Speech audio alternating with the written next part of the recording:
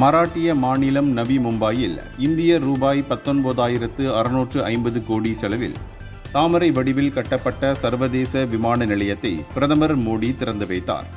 இதையடுத்து பேசிய பிரதமர் மோடி, ஹவாயி செருப்பு போடும் சாதாரண மக்களும் விமானத்தில் பறக்க வேண்டும் என்று 2014 நான் கனவு கண்டேன்.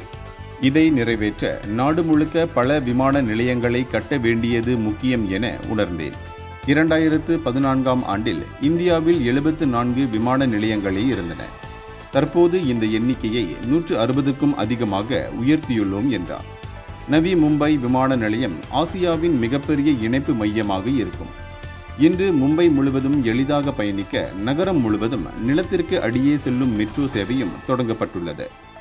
மும்பை போன்ற ஒரு நகரத்தில் இவ்வளவு கவனமாக கட்டுமானத்துடன் நிலத்தடி மெட்ரோவை தொடங்குவது ஒரு பெரிய சாதனை என்றும் அவர் குறிப்பிட்டார்.